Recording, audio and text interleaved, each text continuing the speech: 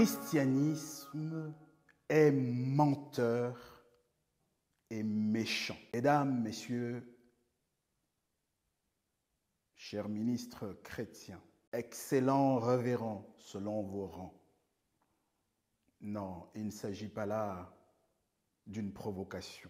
Il ne s'agit pas d'une affirmation à la légère. Nous allons prouver, nous allons, Bible à la main, verset après verset, établir que jamais de son vivant, depuis sa conception jusqu'à sa naissance, depuis son enfance jusqu'à son ministère public et sa résurrection, le véritable Christ de son vivant don n'a jamais provoqué le début du commencement du moindre débat sur l'effectivité de son humanité charnellement intégrale. Jamais du vivant des apôtres ce débat, et encore moins ce doute sur le fait que le Messie est né de deux parents, une génitrice femelle, un géniteur mâle, comme vous, comme moi, comme nos enfants. Cela n'était aucunement un sujet de discussion de son vivant, d'une part, et d'autre part du vivant des apôtres. C'est seulement à la mort des apôtres, après que ces derniers furent massacrés systématiquement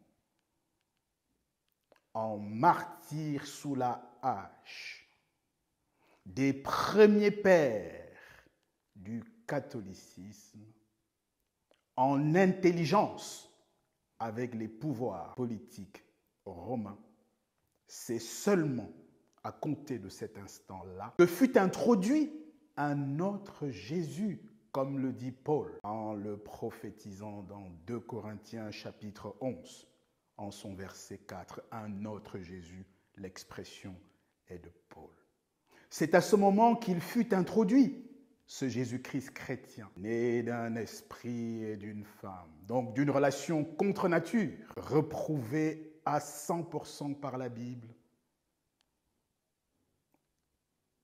C'est à ce moment-là seulement, dans le sang des apôtres, sur les cendres de Paul, Pierre, Jacques, Étienne et les autres, c'est sur le ferment de leurs cendres qu'est né le christianisme. Vous l'avez bien entendu, le christianisme n'est pas la prolongation de l'Église primitive. Le christianisme ne procède pas, ne provient pas, ne descend aucunement de l'Église primitive. Les pères de l'Église primitive, ce sont ceux que chacun de nous a eu le privilège de découvrir dans les Écritures. Pierre, Jacques, Paul et les autres. Les pères du catholicisme, en revanche, ne sont pas du tout les mêmes. Ils sont ces loups cruels dont parle Paul dans Actes chapitre 20, versets 29 et 30, lorsqu'il dit « Je sais qu'après moi viendront des loups cruels qui enseigneront des choses pernicieuses et entraîneront après eux les disciples. »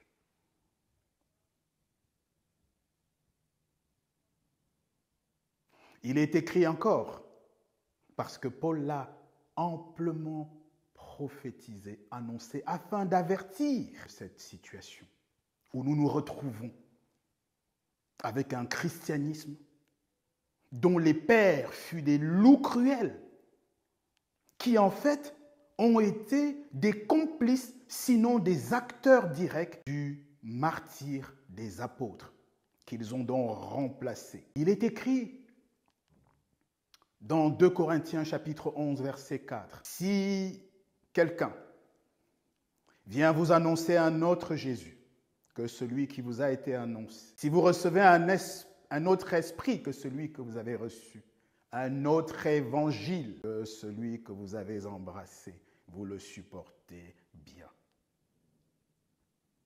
Je sais qu'après moi viendront des loups cruels, dit Paul dans Actes 20, 29 et 30, chapitre 20, versets 29 et 30. Viendront des loups cruels qui enseigneront des choses pernicieuses. Alors, quelles sont ces choses pernicieuses? Mais c'est d'avoir violé toutes les Écritures, la totalité des prophéties messianiques.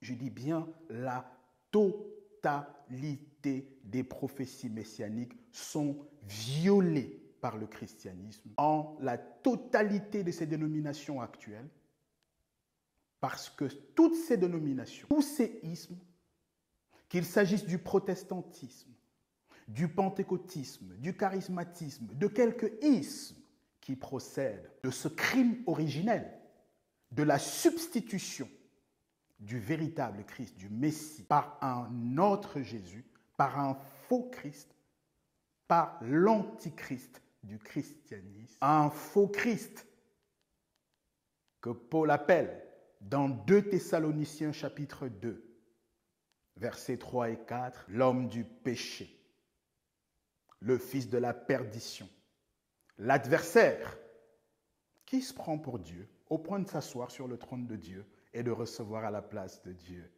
l'adoration qui est pourtant due au seul et unique Créateur, l'Éternel.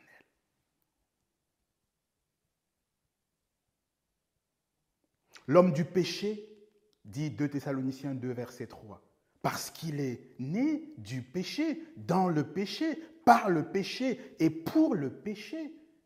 Il est né d'une femme légère qui, comme dans Genèse chapitre 6, versets 1, 2, 4 par exemple, se sont accouplés dans le cadre d'une relation contre nature avec des esprits, avec des anges descendus des cieux, abandonnant la position qui est la leur, au terme de Psaume 115, verset 16, où il est écrit « L'Éternel a donné les cieux aux esprits célestes et la terre aux fils des hommes. » Eh bien non, ils ne se sont pas contentés de leur position dans les cieux, ils sont descendus sur la terre, Genèse 6, chapitre 6 de Genèse, du verset 1 au verset 7, en particulier le verset 1, 2 et 4, on y voit que des esprits se sont pris pour femmes parmi les filles d'hommes qu'ils trouvaient belles.